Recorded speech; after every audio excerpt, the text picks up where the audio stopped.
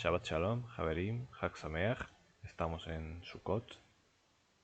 Comenzamos en el día de hoy un nuevo ciclo de estudio de las parashot semanales, como siempre, que es algo que desde tiempos antiguos se hace, ¿no? Y que se hacía ya en la época del Mesías, que lo hacemos por esta razón y se nos encomendó hacerlo desde, como describe Hechos, ¿no? Que desde tiempos antiguos Moisés tiene que le predique en las sinagogas, ¿no? O sea, para que nosotros pues vayamos aprendiendo y vayamos aplicando las instrucciones, ¿no? Las enseñanzas, ¿no? de la Torah, del Pentateuco, que es el libro principal, ¿no? De la, que son, digamos, son los libros primordiales, ¿no? De la Biblia, lo más básico, ¿no? La historia de nuestro pueblo, ¿no? Los comienzos. Entonces, aunque también Torah pues es todo como decimos muchos, ¿no? Pues es toda la Biblia, ¿no? No solamente el Pentateuco. Pero bueno, enfocándonos en lo que es Moisés, ¿no? Tenemos el libro de Bereshit, que vamos a empezar, que significa eh, en la primicia o en lo primero, ¿no? En el principio, ¿no? Se traduce. Pero bueno, digamos que es eh, un concepto teológico más profundo, ¿no? Que lo que suele leer normalmente, ya hemos comentado otros años, ¿no? Así que vamos a leer aquí una breve introducción, ¿no? Que me ha gustado de lo que es el libro de Génesis, ¿no? Y de los relatos de los primeros capítulos, ¿no? Que aparecen ahí. Dice así, existen varios paralelismos en el antiguo cercano oriente que pueden haber influido en el libro del Génesis, ¿no? Porque hay relatos, ¿no? Que se asemejan en algunos aspectos al Génesis, ¿no?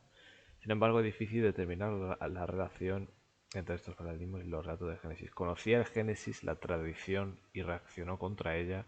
¿O el paralelismo forma parte simplemente del entorno cultural más amplio del antiguo Próximo Oriente, ¿no? Eso se debaten los eruditos, ¿no? Lógicamente sabemos, ¿no? Por la revelación del Evangelio y bueno, y porque Dios mismo así nos lo ha hecho conocer, ¿no? Que este es el relato original y verdadero, ¿no? El que escribió Moisés es el original, que el propio Mashiach, ¿no? Que es Dios mismo, ¿no? Pues nos lo hizo saber que era así, que este es el relato original, ¿no? El que Dios quiere que nosotros aprendamos como, como criaturas, ¿no? Dos de los paralelismos más sólidos son el relato del diluvio y los diversos relatos de nacimientos patriarcales. La historia del diluvio no es exclusiva de la Biblia.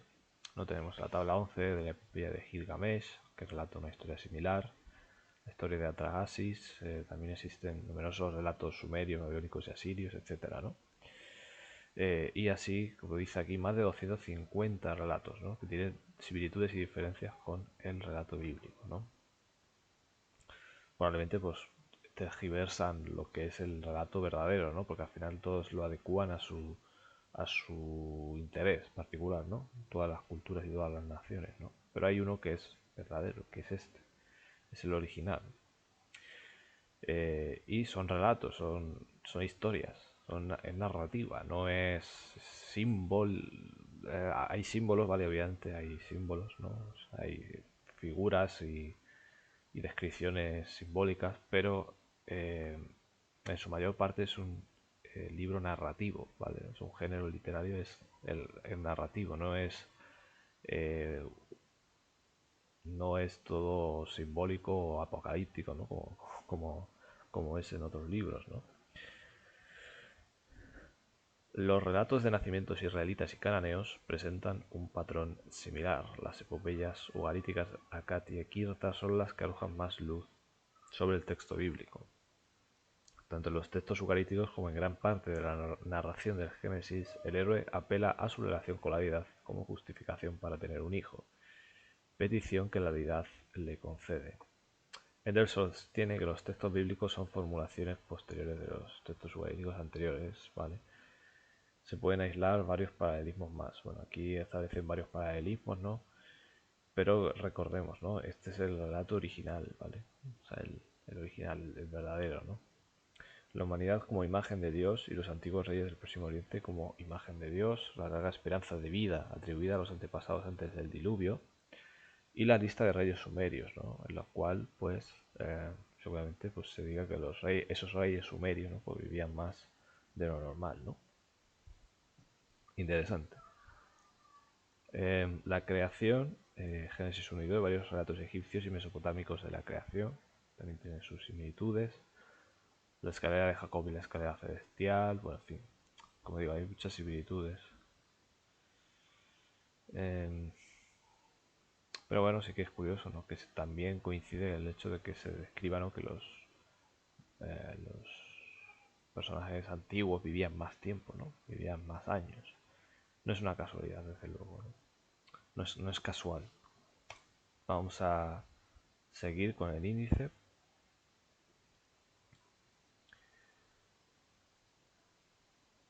Tenemos aquí lo que sería el, la división de capítulos, ¿no? Y la división de, bueno, de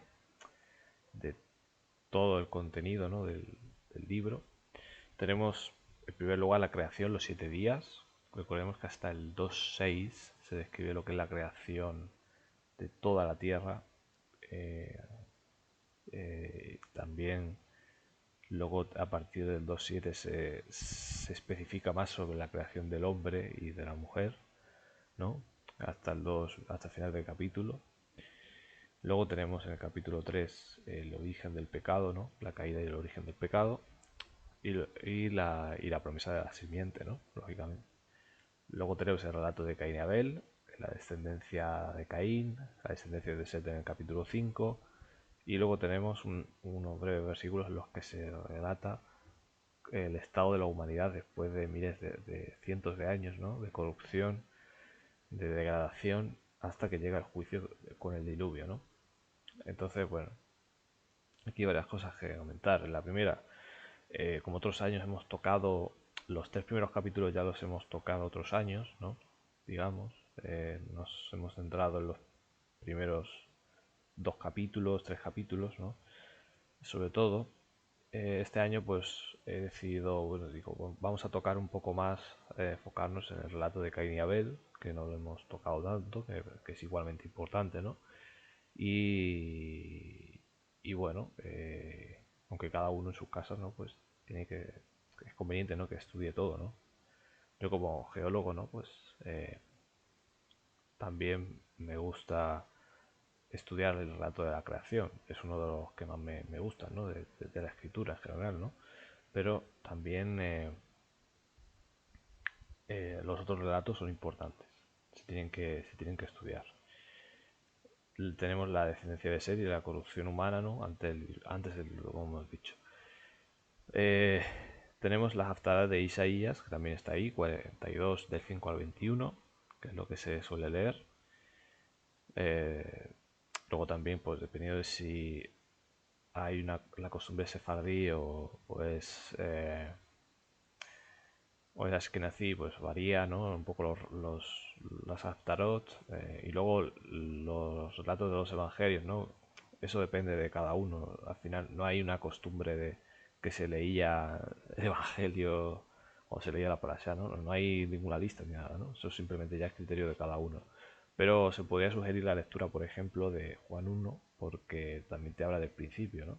Juan 1, capítulo 1, y te habla del Mesías, y se pueden establecer paralelismos con Juan 1 y con Génesis 1, así que yo creo que es una buena opción.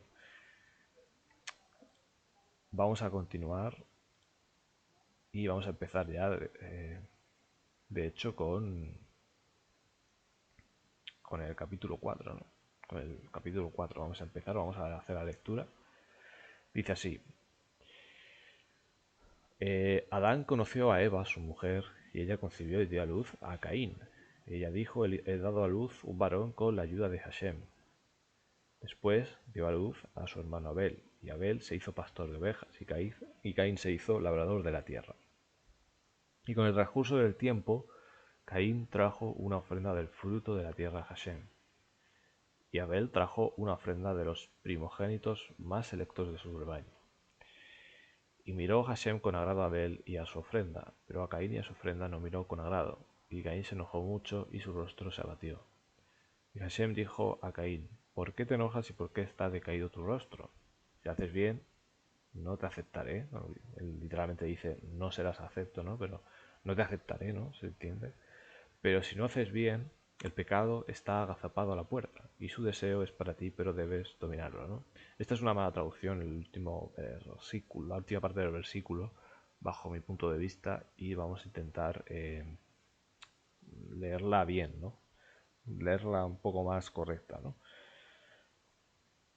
Vale, vamos a... Tenemos aquí, os he puesto comentarios, espero que los veáis bien, más o menos, vale, ahí. Que se vea en la pantalla, ¿no? Que es el objetivo. En el pasado, Adán fue creado del Adamá y Javá fue creada del Adán. De aquí en adelante, a nuestra imagen y semejanza, no hombre sin mujer y no mujer sin hombre, y no ambos sin Shejinah, la presencia de Dios, ¿no? Esto creo, no sé quién lo comenta. No he puesto aquí el autor, creo que era Ramban o Sforno, uno de estos comentaristas. Pero bueno, el caso es que eh, aquí es importante resaltar, ¿no? La importancia que se le da al papel de Dios en el matrimonio, ¿no? Esto es algo que se puede profundizar mucho, ¿no? Que incluso también hemos hablado otros años, ¿no? Pero bueno, siempre se tiene que tener presente a Dios, el papel de Dios en el matrimonio y en la reproducción de la pareja, ¿no? Cuando empiezan a tener hijos, ¿no? Eso es importante tenerlo en cuenta, que siempre es con la ayuda de Dios, ¿no? Que esto se da. Y es un mandamiento de Dios, ¿no? Que esto se dé. Caín, hijo de Adán, ¿no? Tenemos a Caín, en hebreo Caín, el hijo mayor de Adán y Eva, más conocido por asesinar a su hermano Abel, ¿no? Pues que vamos a ver, que vamos a verlo ahora después, a continuación.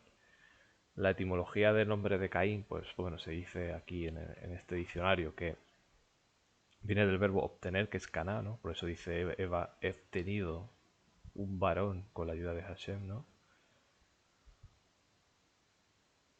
Así que eso es lo que se dice, ¿no? Caná. Al nacer Caín, Eva dice, he conseguido, ¿no? Caniti, ¿no? Por eso de ahí viene Caín, ¿no? Cainiti ish. Un aparente juego de palabras con el nombre de Caín. La cuestión del rechazo por parte del Señor de la ofrenda de Caín y la aceptación de la de Abel ha sido un objeto de debate, ¿no? Vamos a estar citando a lo largo del día de hoy bastante el diccionario bíblico del exam en inglés, que me parece que es muy bueno. También está en español, pero bueno, creo que en inglés está de forma gratuita el Logos, por si lo queréis conseguir. Eh, la primera mayoritaria entre los intérpretes cristianos y judíos es que Dios rechazó la ofrenda de Caín debido a su carácter defectuoso y a su impiedad. Eso es lo que siempre se suele enseñar, ¿no? Sin embargo, otros han argumentado que el Señor solo acepta ofrendas mediante el derramamiento de sangre y que por eso rechazó la ofrenda de Caín.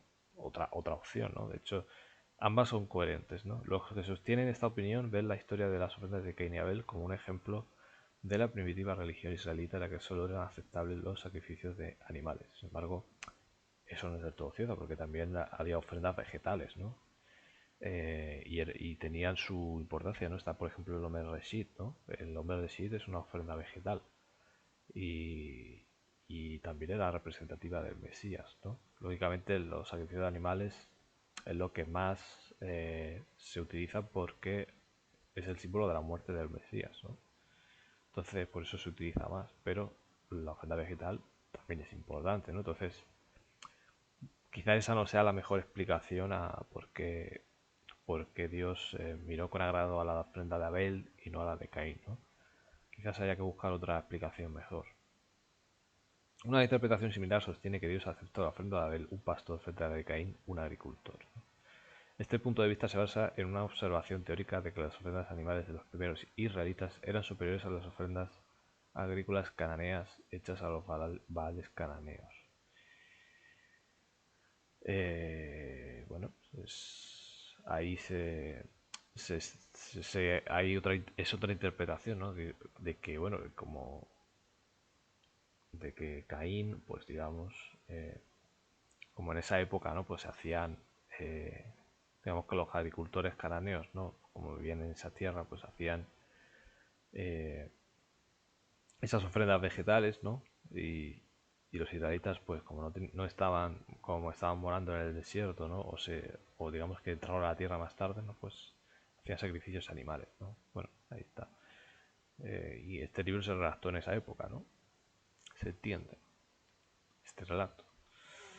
Barque argumenta en contra de la opinión de que Dios rechazó la ofrenda de Caín porque era incruenta o agrícola.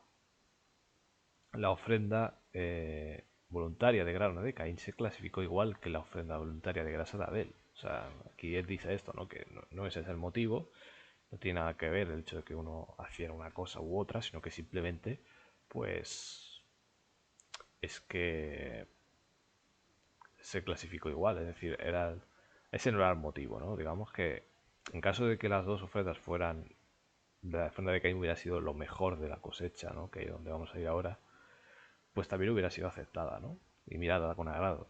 La ofrenda ofrecida se basaría en el estatus social y el trabajo del dador, en este caso un agricultor y pastor. La clave del texto es que la ofrenda de Abel procedía del primogénito y presumiblemente el mejor de su rebaño. La ofrenda de Caín, sin embargo, solo procedía de parte de su cosecha, no de la primicia sinónima, ¿no? Allí es donde está la clave, ¿no? El texto mismo te lo dice, ¿no? Te dice que Caín trajo una ofrenda del fruto de la tierra, ¿no?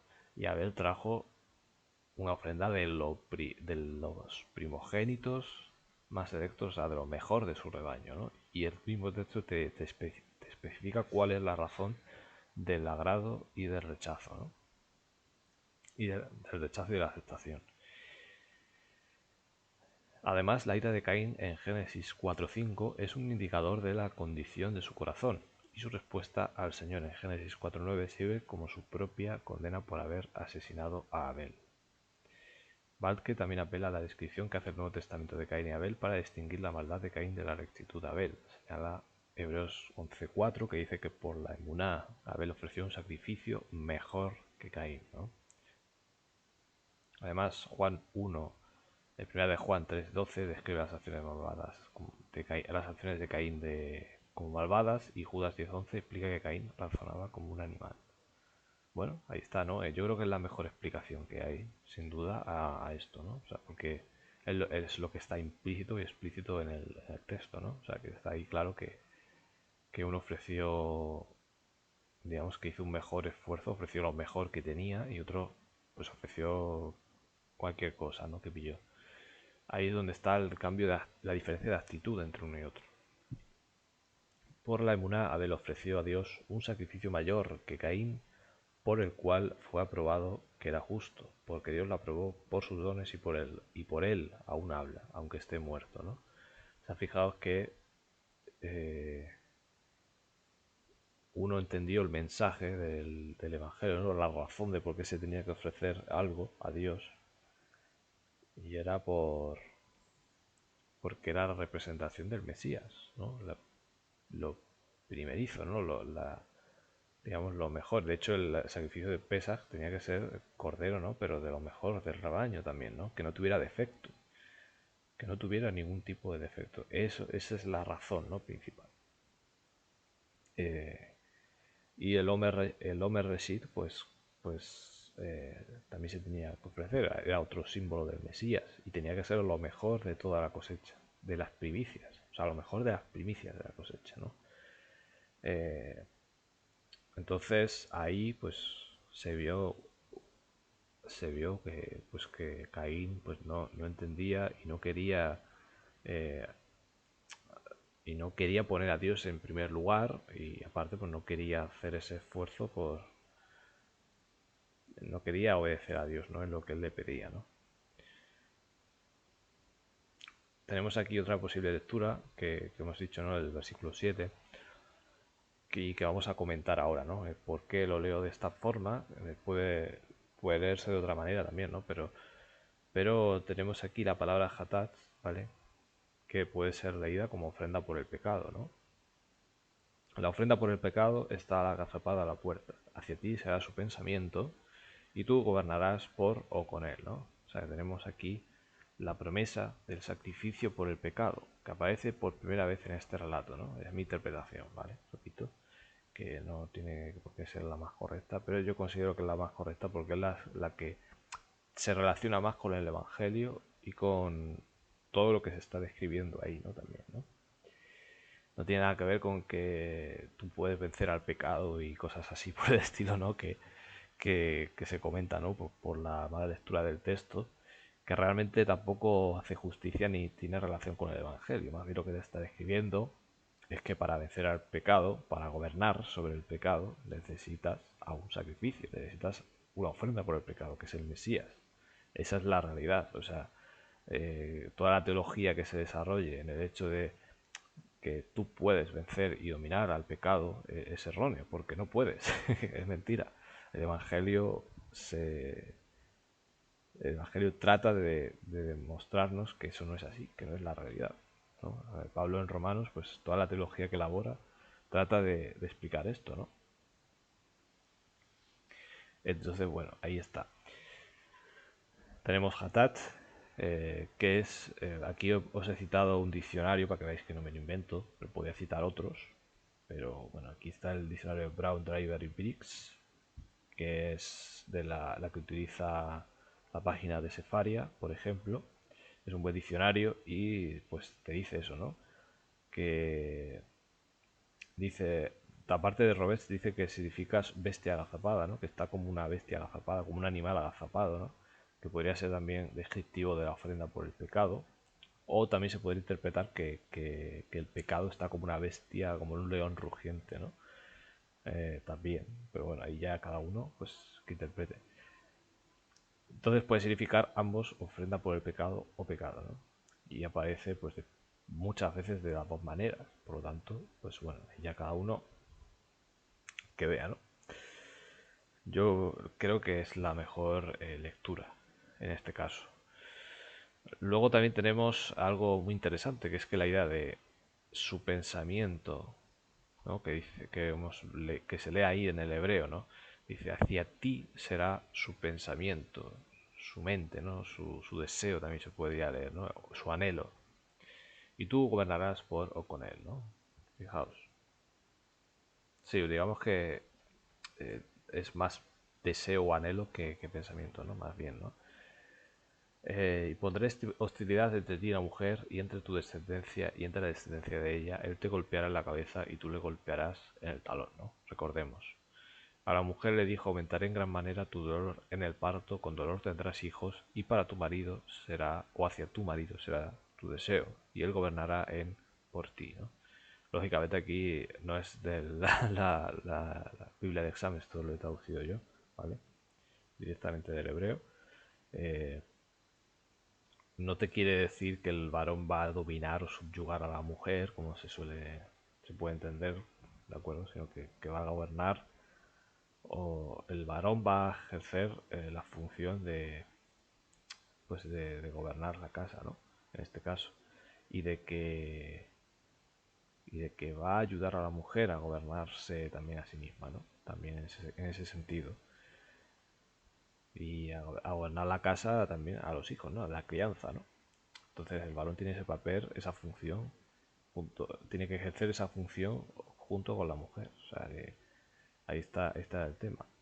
Luego tenemos mm, ¿qué más iba a comentar aquí? Bueno, claro, tenemos la relación, ¿no? Porque aparece el concepto del deseo, ¿no? Para tu marido será tu deseo, ¿no? ¿Qué quiere decir esto, no? Y de que, bueno, aquí te dice hacia ti será su pensamiento he puesto yo, pero yo creo que es mejor poner deseo o anhelo, ¿no? Más bien aquí. Hacia ti será su deseo, ¿no? O anhelo. Entonces, es muy bonito esto, ¿no? Porque te está diciendo, te está comparando, digamos, el marido y la mujer con la ofrenda por el pecado, o sea, el Pesas, que es el Mesías, ¿no? Y el pecador, o sea, la relación entre el hombre y la mujer y el Mashiach con el pecador que va a recibir esa ofrenda, que en este caso es su pueblo, ¿vale? O sea, que él va a redimir. Fijaos, esto es muy interesante, ¿no? Porque al final estamos viendo que cuando uno se da cuenta, cuando uno lo estudia a fondo, se da cuenta de que la escritura es cristocéntrica, ¿no? O sea, el Mesías está encerrado en cada lugar, en todos los lugares más recónditos de la escritura, ¿no? Se encuentra ahí porque realmente es lo que está diciendo, ¿no? O sea, Dios va a dar, le ofrece a Caín esta ofrenda por el pecado, ¿no? Dice, tienes ahí la ofrenda por el pecado, ¿no? Eh, y tú vas a gobernar con él o en él, ¿no? O sea, si tú quieres realmente eh, recibir esta ofrenda por el pecado, pues vas a gobernar junto con él, ¿no? Es lo que nos está diciendo, ¿no? Y vas a gobernar, recordemos que la palabra que aparece en hebreo aquí es mashal, ¿vale? Y mashal significa gobernar, pero también se utiliza, por ejemplo, como título del libro de Proverbios, ¿no? Mishlei, ¿no? Entonces, ¿y qué es lo que aparece en Proverbios, no? Pues aparecen eh, enseñanzas o consejos para gobernar, para la autogobernanza de sí mismo, o sea, el autocontrol, el dominio propio, ¿no? Sobre todo. Entonces, está claro, ¿no? Que el Mesías es el que nos va a ayudar a gobernarnos a nosotros mismos, ¿no? A gobernar sobre el pecado. Entonces, bueno, ahí vemos esa relación entre los dos textos, ¿no? Que hablan de... Son dos profecías mesiánicas, ¿no? Realmente. Bien, vamos a continuar. Entonces Caín dijo a su hermano Abel, salgamos al campo. Y cuando estaban en el campo, Caín se levantó contra su hermano Abel y lo mató. Entonces Hashem dijo a Caín, ¿dónde está Abel tu hermano? Y él respondió, no lo sé, ¿soy yo acaso guarda de mi hermano? Y dijo, ¿qué has hecho? La voz de la sangre de tu hermano clama a mí desde la tierra. Por eso ahora te maldice la tierra, porque ha abierto su boca para recibir de tu mano la sangre de tu hermano. Cuando labres la tierra, ya no te dará su fuerza, serás un errante y un fugitivo en la tierra. ¿Vale? Entonces, bueno, aquí hay varias cosas que comentar, ¿no? Tenemos, bueno, lo de que, bueno, pues, Caín mata a Abel, ¿no? Finalmente, enojado, ¿no? Por la envidia, porque se aceptó su ofrenda y la de él no, y más cosas, ¿no? Seguramente, más cosas. Entonces, bueno,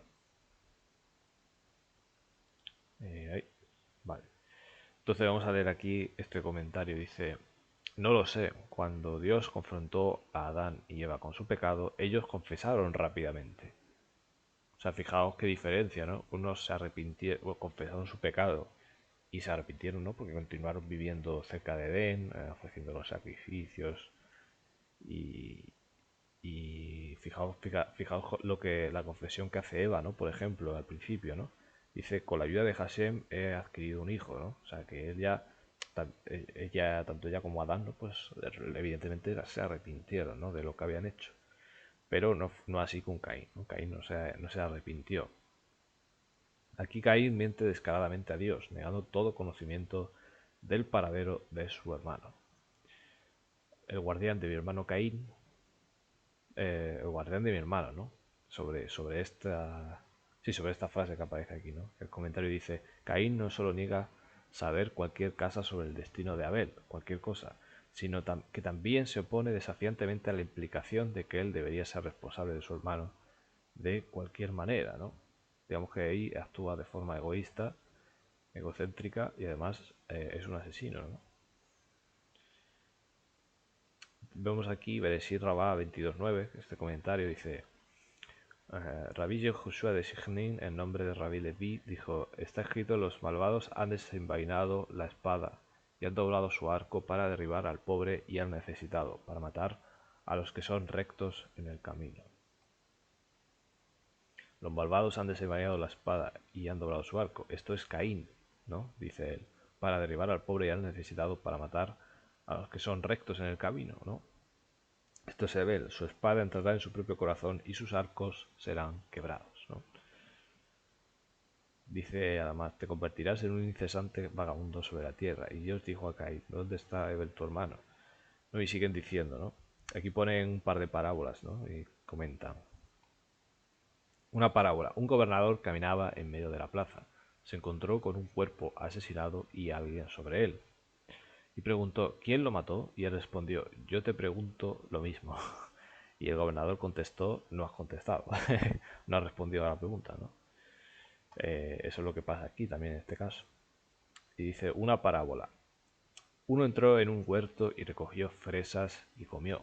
Y el dueño del huerto corrió detrás de él y le preguntó, ¿qué tienes en las manos? Él respondió, nada. El dueño le dice, mira tus manos sucias, ¿no? Porque no se delata con las manos sucias, ¿no? De las fresas, ¿no? Así también Caín respondió al santo de la bendición, ¿soy yo acaso el guardián de mi hermano? La voz de la sangre de tu hermano grita, etcétera, ¿no? Rabí Yudán y Rabí Una y los rabinos comentan. Rabí Yudán dice, no está escrito la sangre de tu hermano, sino las sangres de tu hermano, ¿no? Esto enseña su sangre y la sangre de sus descendientes, ¿no? Esto es importante, que aparece en hebreo que sangres en plural, ¿no? Y esto lo vamos a relacionar un poco con lo que aparece en el Nuevo Testamento de Caín y Abel, ¿no? También. O sea, de la sangre de Abel, ¿no? Que lo vamos a ver. Bueno, ellos ponen más ejemplos, ¿no? De las sangres, ¿no? De lo que se comenta, ¿no? Cuando habla de sangre se refiere a la sangre de ellos y de sus descendientes también, ¿no?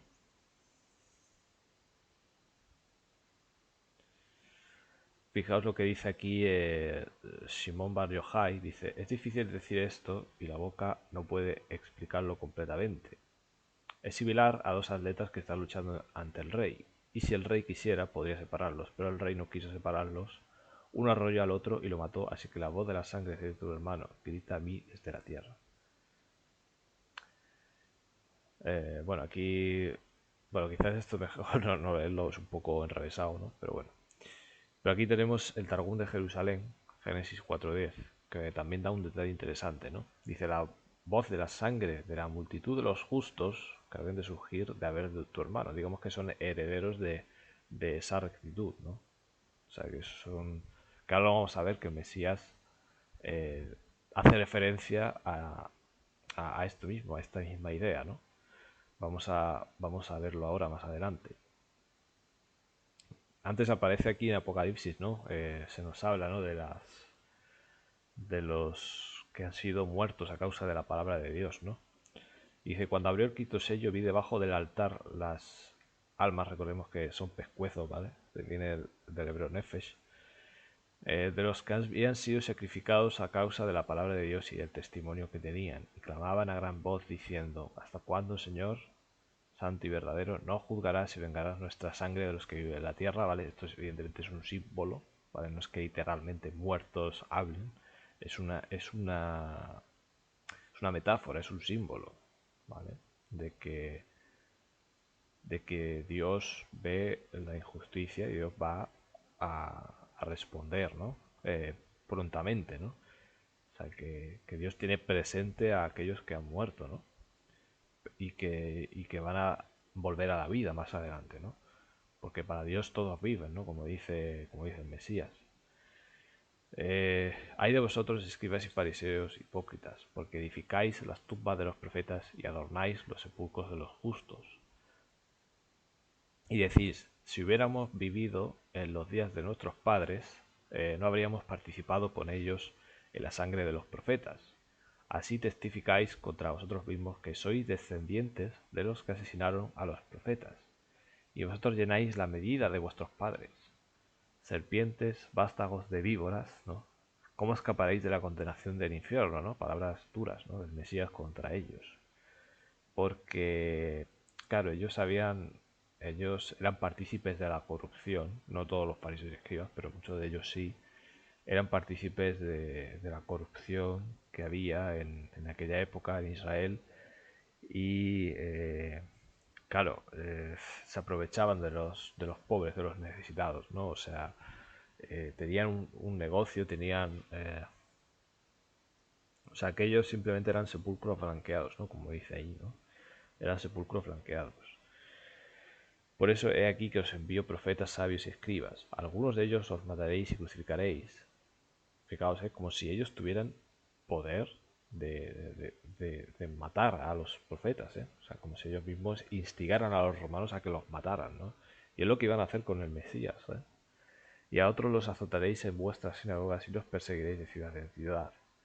De modo que caerá sobre vosotros toda la sangre justa derramada en la tierra, desde la sangre del justo Abel hasta la sangre de Zacarías, hijo de Baraquías, a quien matasteis entre el templo y el altar. En verdad os digo que todas estas cosas vendrán sobre esta generación. Y así fue, porque Jerusalén fue destruida, fue asediada, pasaron hambre, y recayó sobre ellos todo lo que describe aquí y lo que está escrito en el libro de Deuteronomio, ¿no? Sobre lo que iba a suceder de modo similar a como pasó cuando fue la deportación a Babilonia, ¿no? De modo bastante similar. Y bueno, es bastante curioso, ¿no? Fijaos, ¿no? Que hasta la sangre de justo Abel, y uno puede pensar, bueno, ¿y por qué a ellos se le atribuye la sangre de Abel, ¿no? Si fue Caín el que lo mató, ¿no? No fueron ellos, ¿no? Pero fijaos aquí, bueno, al final es lo que dice, ¿no? Vosotros sois de vuestro padre el diablo, ¿no? El mismo se los dice, ¿no? Que él ha sido homicida desde el principio. O sea, ellos participaban del mismo espíritu, del mismo ánimo, ¿no? Y ellos iban a ser los responsables, en mayor medida, ¿no? De la muerte del Mesías, ¿no? Escribas, fariseos y los saduceos también, ¿no? Que estaban en el templo sobre todo, ¿no?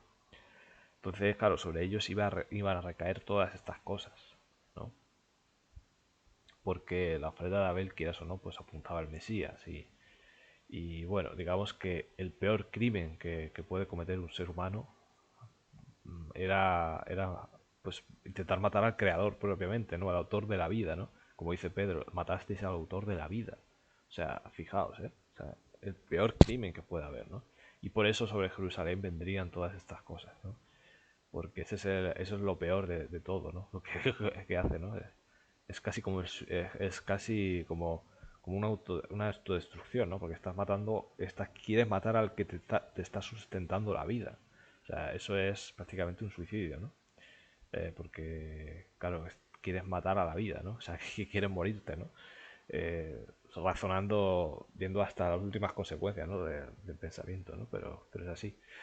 La sangre de Abel, el asesinato, no recayó sobre Caín. ¿Por qué Dios perdonó a Caín, ¿no? Nos preguntamos entonces, ¿no? O sea, porque Dios no mató a Caín, no le castigó inmediatamente. Entonces, claro, el castigo recayó sobre los que terminaron siendo culpables de la muerte de Masías, ¿no? Porque esa fue la razón, ¿no? Porque al final, bueno, habría que indagar un poquito más en eso, ¿no? Porque Abel sí que entendió lo que era el sacrificio del Mesías, pero Caín no. Caín lo despreció, ¿no? La ofrenda del Mesías, ¿no?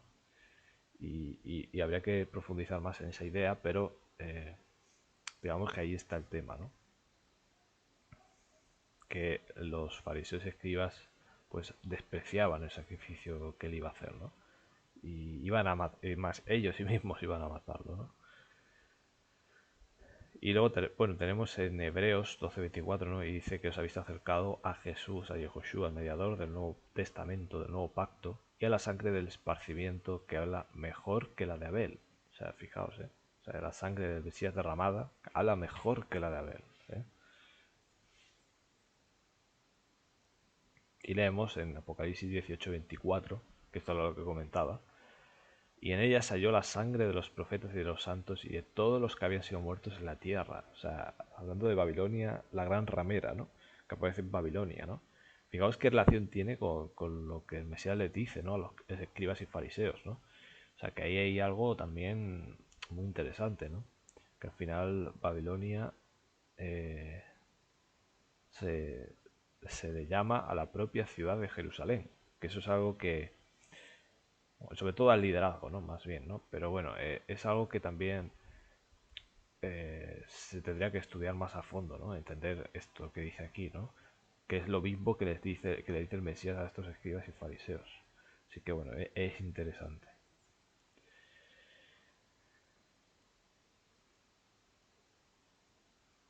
Vamos a seguir leyendo, avanzando un poco. Caín dijo a Hashem: mi castigo es mayor que todo lo que puedo soportar. O sea, de lo que puedo soportar. Mira, hoy me has expulsado de la faz de la tierra, concretamente de Edén, ¿no? Y de tu rostro debo esconderme, ¿eh? Fíjate, fijaos, ¿eh? Seré errante y fugitivo sobre la tierra y sucederá que quien me encuentre me matará. Entonces Hashem le dijo: por tanto, quien mate a Caín será vengado 7 veces. Entonces Hashem puso eh, señal sobre Caín para que quien lo encontrara no lo matara. Caín salió de la presencia de Hashem, ¿no? Del rostro de Hashem, literalmente, ¿no? Dice, ¿no? De Panar, ¿no? De su rostro. Y se estableció en la tierra de Nod al este de Edén, ¿no? Fijaos que el Edén todavía estaba en la tierra, ¿vale? Y esto también es para reflexionar, ¿no? Porque claro, el Edén todavía estaba ahí. O sea, y recordemos que el jardín del Edén, ¿vale? Y el árbol de la vida están en la Nueva Jerusalén, ¿no? Literalmente, ¿no? Hablando, ¿no? Que también tiene su metáfora además, pero literalmente el Edén es el jardín que está en la Nueva Jerusalén, donde está el trono de Dios, porque dice que Dios paseaba por el huerto, ¿no? Por el jardín, caminaba por ahí, ¿no? Entonces es interesante que esto sucedió estando la Nueva Jerusalén ahí, en la tierra, aquí en la tierra, ¿no? O sea que esto es muy, muy interesante. Y que a pesar de eso, la humanidad se había revelado, ¿no? Y estaba en decadencia, estaba alejándose de Dios, ¿no? Cada vez se alejaba más de Dios. Caín, pues, eh, solo uno más, ¿no? Pero luego iría a peor, ¿no? Iría cada vez más a peor y rebelándose contra el Creador. Ahí vemos, pues, que el hecho de que Dios esté ahí presente, ¿no? No quiere decir que le vayan a aceptar. O sea, la corrupción del pecado, ¿no? Pues eh, les impedía, incluso, claro, estar cerca de Dios, ¿no? Y de la tierra, ¿no? Del Edén, ¿no? La marca de Caín. Otro tema de debate en relación con Caín es la identificación de la marca que el Señor dio a Caín, ¿no? Las posibles interpretaciones incluyen que fue una marca en el cuerpo de Caín, que fue un movimiento corporal, como un temblor o un gemido, o que era algún tipo de mancha como lepra, pero oscura o falta de pelo. Bueno, ahí ya, ahí cada uno interprete como quiera, ¿no?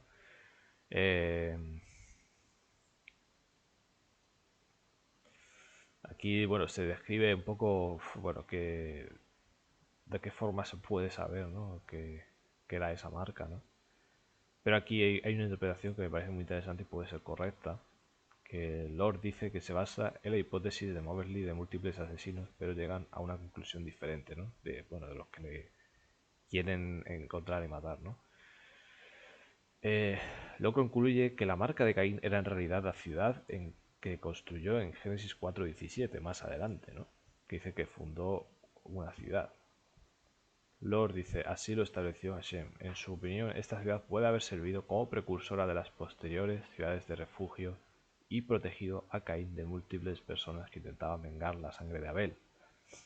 O sea, hay fijaos lo curioso, ¿no? Porque aquí dice, bueno, que es posible que algunos descendientes de Adán intentaban vengar su sangre, ¿no? Puede ser.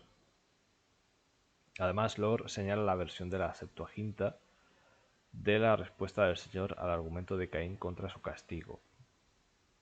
La Septuaginta tiene la respuesta como no es así, en contraposición a la respuesta del texto masorético. Por lo tanto, su opinión muestra que Caín no vaga, sino que se establece en la protección de la ciudad, ¿no? Yo creo que se refiere a eh,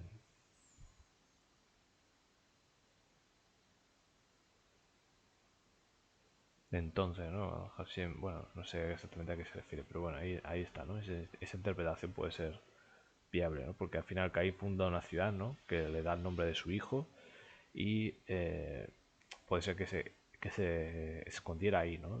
Para protegerse de los Vengadores, ¿no? Tenemos aquí otros detalles interesantes, ¿no? Dice: influencias de la interpretación judía y cristiana. La interpretación judía del personaje de Caín se ha visto influida por varias fuentes. Entre las más antiguas se encuentra el libro de, bueno, el de Sabiduría de Salomón, de Deuterocanónico, ¿no? En Sabiduría de Salomón, Caín es la primera persona que rechaza la sabiduría y es tachado de injusto. O sea, fue la primera persona que no aceptó, que no quiso recibir el regalo de la gracia de Dios del sacrificio del Mesías, ¿no? Y que causa el primer asesinato, ¿no? Es el primer homicida. Las posteriores opiniones judías sobre Caín reflejan este retrato negativo. Josefo describe a Caín como totalmente malvado. Bueno, en fin, eso ya son las descripciones que hacen sobre él. Y vamos a leer aquí por ejemplo, de esta versión, ¿no?, de Torres Amat de la Biblia, porque claro, los católicos sí que añaden estos deuterocanónicos a la Biblia, ¿no? Dice, luego que apostató de esta sabiduría, ¿no?, que es el Mesías, ¿no?, arrebatado de la ira, el impío Caín se halló perdido por la furia del homicidio fraterno, y cuando después, por causa de él, las aguas anegaron la tierra, la sabiduría puso nuevamente remedio, conduciendo al justo Noé en un leño despreciable. O sea, fijaos que, lógicamente, el diluvio, que es el juicio, ¿no?, por todo lo que está ocurriendo, ¿no?, con el pecado, vendría más adelante, después de Caín, ¿no? Caín en el Nuevo Testamento, ¿no? Aquí aparece, bueno, 3 veces, ¿no? Se dice, ¿no? Aparece en el autor en Hebreos, aparece en 1 de Juan 3:12 y aparece en Judas, ¿no? Eh, Dice, el autor de Hebreos lo menciona en contraste con Abel en sus ejemplos de fe, ¿no? De hecho, creo que está más adelante, o sea que no lo vamos a leer ahora.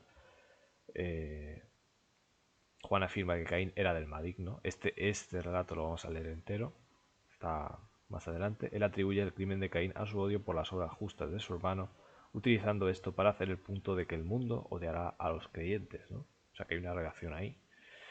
Judas utiliza el camino de Caín junto con los pecados de Balaam y Coré para describir a los falsos maestros al pronunciar juicio sobre ellos. ¿Vale? Vamos a leer primera de Juan 3, del 11 al 17. Dice así: porque este es el mensaje que habéis oído desde el principio, que nos amemos unos a otros, no como Caín, que era del maligno y asesinó violentamente a su hermano. ¿Y por qué razón lo asesinó violentamente? Porque sus obras eran malas y las de su hermano eran justas, ¿no? O sea que ahí vemos, ¿no? Dice que era del maligno. No maravilléis, hermanos, si el mundo os odia. Sabemos que hemos pasado de la muerte a la vida porque amamos a los hermanos, ¿no? El que no ama permanece en la muerte. Todo el que odia a su hermano es un asesino, y sabéis que todo asesino no tiene vida eterna residiendo en él, ¿no? En esto hemos conocido el amor, en que Él dio su vida por nosotros, y nosotros debemos dar la vida por los hermanos. Pero quien tiene los bienes materiales del mundo y observa a su hermano en necesidad y cierra su corazón contra él, ¿cómo reside en él el amor de Dios, ¿no? Fijaos, qué importancia tiene el amar a los hermanos, ¿no? Qué importancia, o sea, ya no habla amar a los enemigos, que también se nos enseña a hacerlo, ¿no? Pero aquí amar a los hermanos, ¿no? Es importante. O sea, fijaos que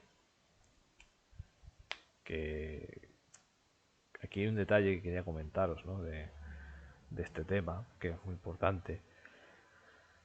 Es que se nos dice, ¿no?, que claro, lógicamente uno no puede ayudar a todo el mundo, ¿no? O sea, no puedes ayudar a todos, porque tienes una capacidad limitada de ayudar, ¿no? Pero también es importante tener presente, ¿no?, aquí que dice que observa a su hermano, ¿no? O sea, el observar, el ver las necesidades en el otro y que nazca de ti el ayudarle, ¿no? O sea, aquí es importante tener eso presente, ¿no?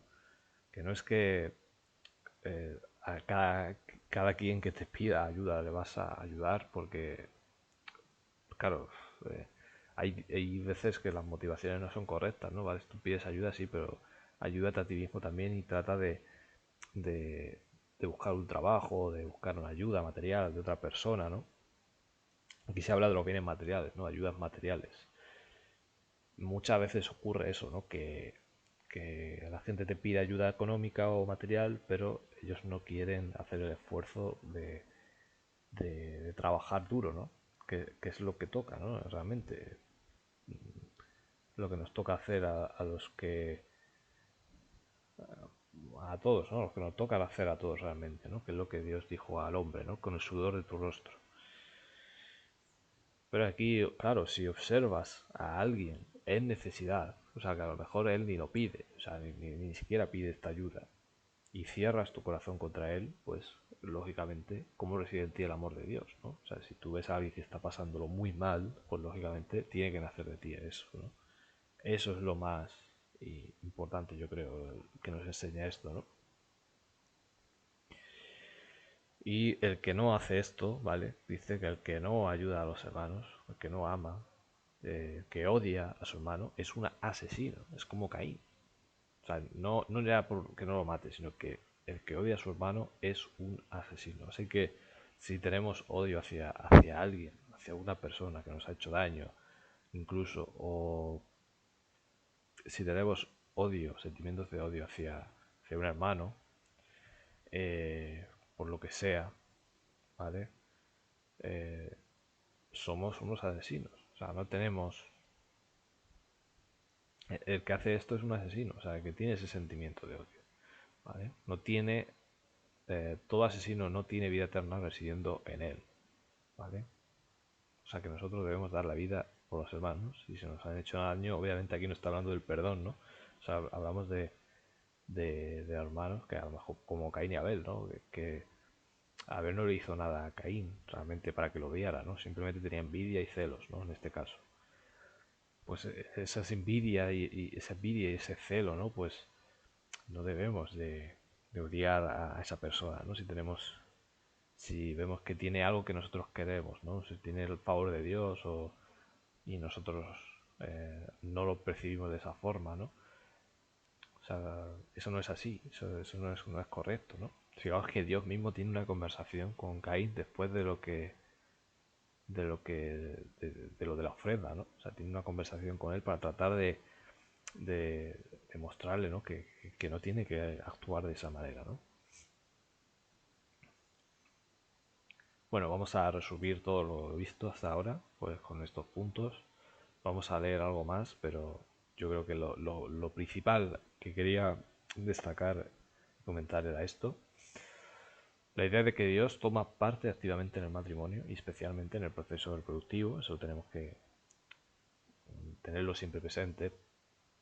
Abel era ganadero y Caín agricultor. Abel ofreció lo mejor de su ganado, pero Caín no ofreció lo mejor de su cosecha, ¿no?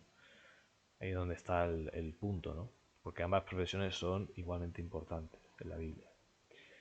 Dios promete una ofrenda por el pecado, Mashiach, y se dará su mente a nosotros, ¿no? Nos dará su mente y gobernará en nosotros para vencer al pecado.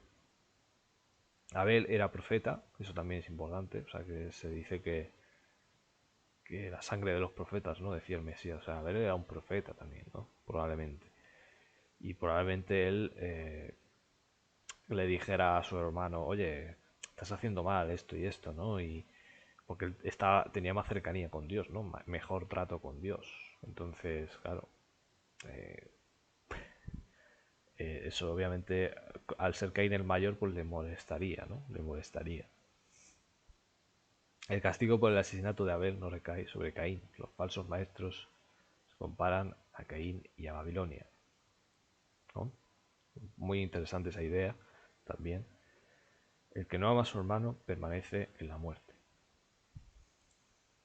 Esos son los puntos clave, yo creo, más importantes. Vamos a terminar el capítulo, ¿vale? Brevemente. Dice, y conoció Caín a su mujer, la cual concibió y dio a luz a Enoc. Y cuando edificó una ciudad, le puso a la ciudad el nombre de su hijo Enoc. A Enoc le nació Irad, e Irad engendró a Mehujael, y Mehujael engendró a Matusalén, y Matusalén engendró a Lamec.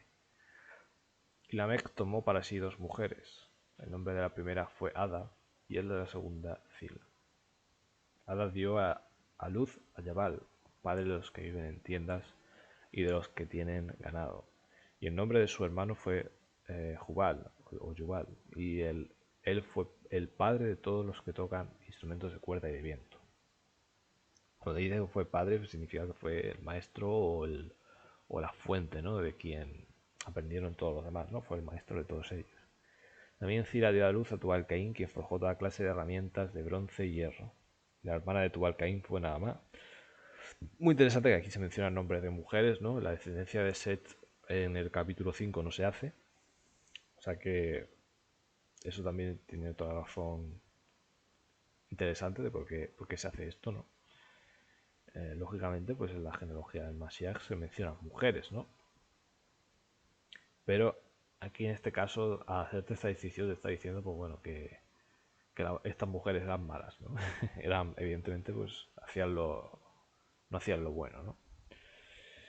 Al igual que estos hombres. Entonces, vamos a ver aquí algún comentario al respecto. Por ejemplo, te habla de Lamec, ¿no? Hijo de Metusael. Lamec es la primera persona que practica la poligamia, ¿no? Vemos aquí que tomó para sí dos mujeres, ¿vale? O sea, antes, por ejemplo, de Caín se dice que conoció a su mujer, o sea, él tenía solo una mujer, no tenía varias, por ejemplo. Entonces vemos que la degradación humana, pues como siempre, ¿no? Como algo que pasó después del diluvio, pues, es progresiva, ¿no? Poco a poco el ser humano se va corrompiendo y va haciendo cosas distorsionando lo que Dios ordena, ¿no? Lo que Dios había hecho en un principio, que es que el matrimonio fuera de, de un hombre y una mujer, nada más. No se valora negativamente su desviación de la norma, aunque algunos intérpretes lo han entendido como su rechazo del plan matrimonial de Dios, obviamente. ¿Vale? Es así.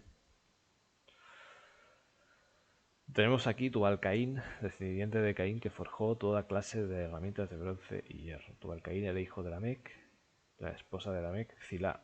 Su hermana era Naamá. Sus hermanastros, bueno, aquí te comenta, ¿no? Los tres hombres parecen ser los creadores de varias industrias, aunque hay un problema textual con la descripción de Tubal-Caín, ¿no? La palabra padre de presente en la descripción de Jabal y Yubal no está presente en la descripción de Tubal-Caín, en el texto masorético, ¿vale? Bueno, interesante. Ahí está el tema, ¿no? Que estos pues, fueron, digamos, los que empezaron a crear estas industrias o estas artes, ¿no? Digamos, ¿no? Lo cual no quita que eran mala gente también, ¿eh?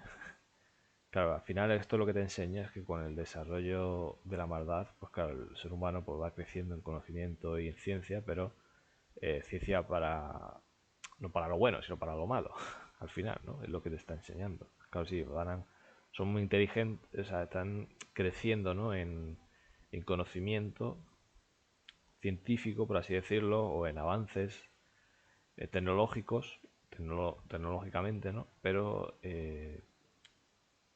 crece al igual que crece la corrupción del ser humano. Como pasa hoy en día también, ¿no? Cada vez el ser humano, claro, todo hay más tecnología, pero la maldad del ser humano también crece, ¿no? Aquí tenemos la descendencia de Caín que se ve muy checa, no ha conseguido coger la imagen más grande y que se viera bien. Pero bueno, digamos que tenemos aquí a Adán y Eva arriba del todo, tenemos a los tres hijos que aparecen mencionados, aunque tuvieron más, ¿vale?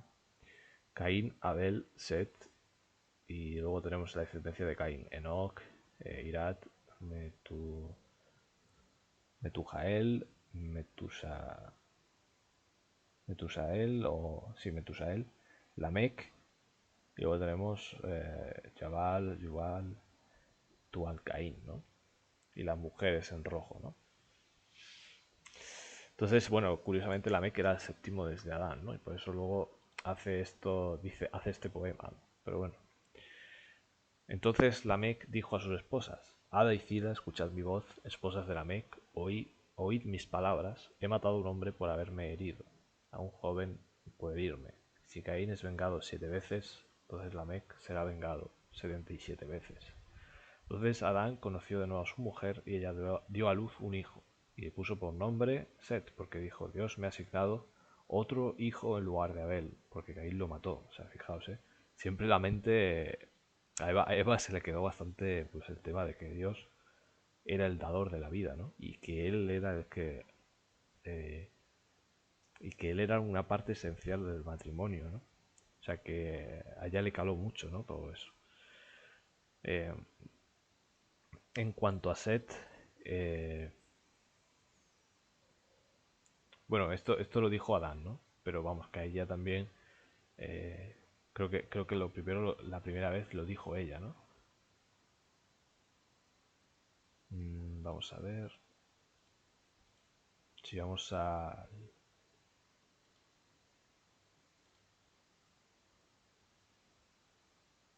Ella dijo, ¿no? Fijaos aquí dice, y ella dijo de dar luz un varón con la ayuda de Hashem, ¿no? Aunque lo haya dicho él en esta ocasión, ¿vale? Eh, claro, que habría que ver si lo dije yo o él, pero vamos, en cualquier caso, a ella le quedó muy bien claro esta idea, ¿no? Y a Adán también, ¿no? Al final ellos tuvieron que confesar, ¿no? Y arrepentirse de de lo que hicieron al principio, ¿no? Cuanto a Seth, también engendró un hijo y le puso por nombre Enos. En aquel tiempo se comenzó a invocar el nombre de Hashem, ¿no? Se comenzó a invocar, digamos, ¿no? Entonces, bueno, ahí tenemos, ¿no? Vamos a leer aquí algún comentario más para terminar. Lo vamos a dejar aquí, que es el final del capítulo. Dice, los desagradables efectos del pecado pueden encontrarse en el poema de Lamec, en el que se jacta de una venganza injusta, ¿no? Que dice, entonces Lamec dijo a sus esposas, Ad y Zila, escuchad mi voz, esposas de Lamec, oíd mis palabras. He matado a un hombre por haberme herido, a un joven por herirme. Si Caín es vengado 7 veces, entonces Lamec será vengado 77 veces, ¿no? Pero bueno, eso él lo hace porque, no sé. En lugar de sentir remordimiento y tristeza por la muerte de un joven, tergiversa el significado del séptuple castigo protector del Señor para que matara a Caín, su antepasado. Lamec se lo aplica a sí mismo 77 veces y lo utiliza para justificar su asesinato de un joven que le había herido. O sea, fijaos aquí, ¿no? Hablando de la venganza, ¿no? Al final, otra idea más del, de la corrupción, ¿no? O sea, teníamos antes el homicidio por odio y aquí tenemos la venganza que no corresponde al ser humano sino a Dios, ¿no? Y aquí el hombre pues se toma la justicia por su cuenta, ¿no? Como dicen. Como asesinos, tanto Caín como la vez se encuentran en conflicto con el orden creado por Dios. La ironía es que cualquier secuencia genealógica depende de que se siga el mandato de Dios de fructificar y multiplicaos y llenar la tierra, ¿no? Eso es importante. Los diversos siete que aparecen en el poema, incluido el hecho de que Lamec sea el séptimo partido de Adán, eh, pueden significar la culminación de la línea de Caín, que más tarde sería aniquilada por el diluvio, ¿no? O sea, al final, a eso es a lo que concluye, ¿no? Recibieron la atribución, ¿no? Bueno, vamos a dejarlo aquí, Javerín. Espero que les haya sido útil el estudio, ¿no? Que bueno, que no siempre vamos a estar tocando Génesis 1 y 2, ¿no? Porque lógicamente Bereshit pues es un libro que necesitarías 3 Shabbat para darlo entero, ¿no? Porque solo desde el capítulo 1 ya te puedes tirar 1 hora, ¿no? Por lo menos. Y te puedes tirar más si quieres. Pero bueno, nos hemos enfocado en este hecho. Luego sobre, por ejemplo, Ada, Zila y estos nombres de mujeres también se habla mucho. Aparecen en Enoch pues, descripciones, ¿no? Y demás. O de los que aparecen en Génesis 6, ¿no? Al principio. Entonces, bueno, vamos a dejarlo aquí. Javín. Y nada, espero que les haya servido el estudio, que Hak Sameach y que disfruten del octavo día de fiesta también. Y Shavuot Tov, buena semana.